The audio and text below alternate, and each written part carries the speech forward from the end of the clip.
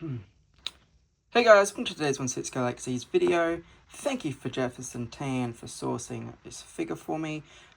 If you're after exclusives or maybe a sold out figure, hit up Jefferson Tan.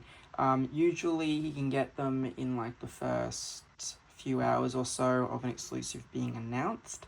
And he only offers about 8 or 9 slots depending on how he goes.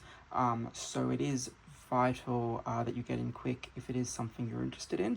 As for sold out figures, he can be a bit cheaper than other vendors, but do keep in mind that there is an aftermarket price for trying to source sold out figures. So Jeff can't always offer the best deal there, but usually he can be cheaper than other vendors. It just depends on what the going rates and stuff are. Anyway, we are taking a look at the Hot Toys exclusive Snow Trooper Commander from the Empire Strikes Back. So Snow Trooper Commander is seen very briefly in the Empire Strikes Back, in that frame next to General Veers in the AT-AT. I think they may have had a frame in the actual Echo Base itself, but I honestly just can't remember.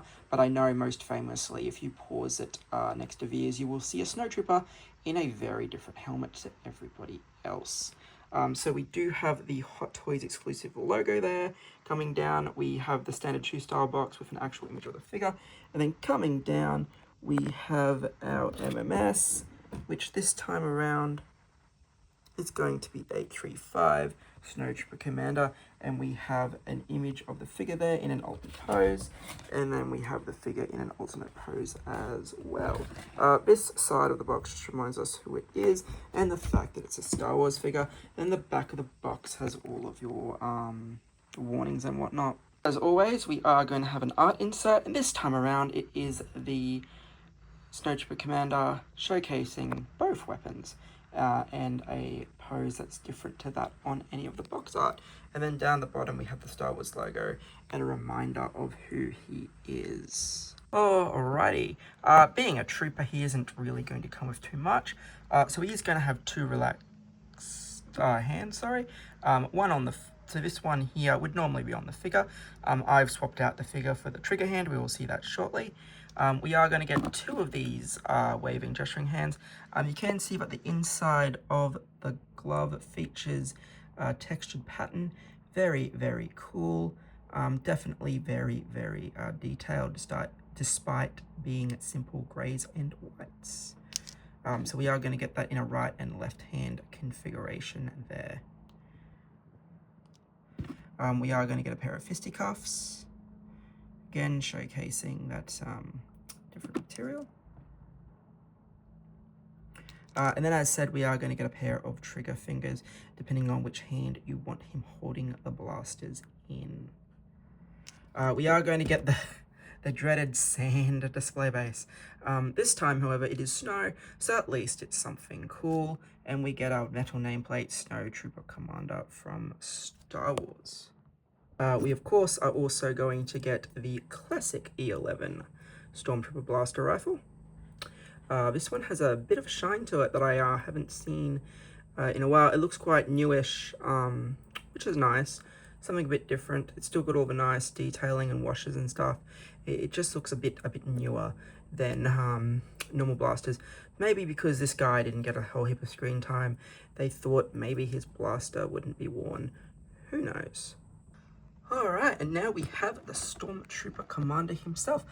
You can see that it is obviously a wildly different helmet to what we're used to seeing from a Snowtrooper, and we can see that he has the rank insignia there, similar to what Imperial officers would have. Coming down, we are going to see some very nicely detailed armor there. With the little, I suppose, temperature controls and whatnot. We're going to get an emblem in the belt there, and we're going to come down. Now his boots are one piece, unfortunately, and they do feel like a rubbery material, so that's a little bit unfortunate in terms of ankle pivot and whatnot, but they are nicely weathered, as you can see. Yeah, the rest of him is very clean And like I said, he has that really cool, intimidating hard helmet as opposed to the fabric mask of the other snowtroopers. Coming around, we are going to see the alternate blaster. It is very similar design to Han Solo's blaster, though not quite 100% the same, tiny bit smaller in my opinion, but it looks very cool, and you can see that extra trigger hand there. So coming up, we're going to see some detailing on the armor there. We are going to see the fabric suit, and then we're going to see the side of the helmet there. Coming to the back, he also does include a thermal detonator. Apologies that mine is a bit skewed there. It's not magnetic or anything, unfortunately. It's just the old clip on the belt. And yeah, being, like I said, being one-piece boots, you are going to really be careful of the surface you put him on so he doesn't tilt forward. So you can see the back of the helmet there is nicely detailed. We can see the smaller version of the backpack, non-removable. We get the removable thermal detonator. As I said, you do have to place it yourself. And then we do get the back of the skirt going down to those weathered boots.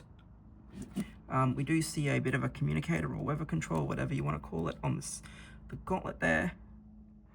There's that relaxed hand, weathered boots, and again coming up to the helmet. So this guy was quite expensive, being exclusive. Up to you, depends. Do you want a Snowtrooper Commander? Do you not want a Snowtrooper Commander? That all it really comes down to. Now there are a few people that are going, I'll just wait for the Mandalorian. I did wait until this week to make this video, simply for the fact that we did get the Hasbro drops for the Mandalorian. And the Mandalorian Remnant Snowtroopers do not have the face mask. So maybe, look, if an Empire Strikes Back re-release is on the way, that's great, 2.0, I get more Snowtroopers. I still have a Snowtrooper Commander. But the ones that were shown in the Mandalorian do not have the face mask. They have like a gassy mask type thing over their face instead. So if they do go ahead and do that, like I said, will Hot Toys double dip? Will they not double dip? Will they actually just change the color and release a Galactic Marine? Who knows? It's a wild card. I have one of every single Hot Toys Stormtrooper. So for me, getting this guy was a no-brainer. Keeping the set complete, and of course, adding to those guys over there. Because, whoa, Snowtroopers. But, yeah, very expensive. Up to you. We'll see what happens with the Mandalorian release, and whether or not that generates an extra release. But yes, he is a lot of money, so I do understand if a lot of people don't get him for that reason. Now, let's see, because this is not the first time a Snowtrooper Commander has been done. I was actually very surprised with this one, because I thought, being given the fact that these two figures were so close together in release, and by that I mean they were probably only about 5 years or so apart, unless my memory is whacked, and the Snowtrooper Commander from Sideshow is much older than I thought he was. Wow. So you can see the Sideshow one is actually a lot taller for some weird reason. The proportions on Hot Toys figures are always much better, and we can see that here with the chest plate. The rank badge on the Hot Toys one's a lot smaller, as is the chest plate, I feel, and I think that the buttons and things are just placed better on the Hot Toys one. And you can see that the Hot Toys one, the belt is a lot lower, I suppose. That's probably because he's shorter, but you can see that silver belt buckle a lot better on the Hot Toys than you can the Sideshow. And the dials on the suit just look a little bit better on the Hot Toys. Hand proportions obviously a lot smaller. The E11, apologies. Yeah, you can see that the Hot Toys one is just that tiny bit slimmer. I suppose the boots, you can see that the boots on the Hot Toys one are a tiny bit smaller. Different design, which is really weird. Normally they keep the same patterns. And you can see that the gloves on the Sideshow have used the original Snow Trooper hands, where the Hot Toys one has those nice wool decal there. So yeah, if you've got the old Sideshow one, he's still pretty cool. I mean, his joints are pretty solid and he still looks the part. But yeah, 2 Snow Trooper Commandos, I feel, is always better than 1. But yeah, I just was not expecting the Hot Toys one to be so much shorter. So yeah, genuine surprise there. You can see that the skirt on the Sideshow one goes down a little bit further, but again, that could be the fact that he is that tiny bit taller, and the top of the helmet is that tiny bit narrower, I suppose. The eyes also look, I suppose, a lot more proportionate on the Hot Toys one as well. But yeah, thanks guys. This has been our look at the Hot Toys exclusive MMS 835 Snow Trooper Commander with a comparison of the Sideshow one. Hopefully you've enjoyed this information, and look out for more videos coming soon.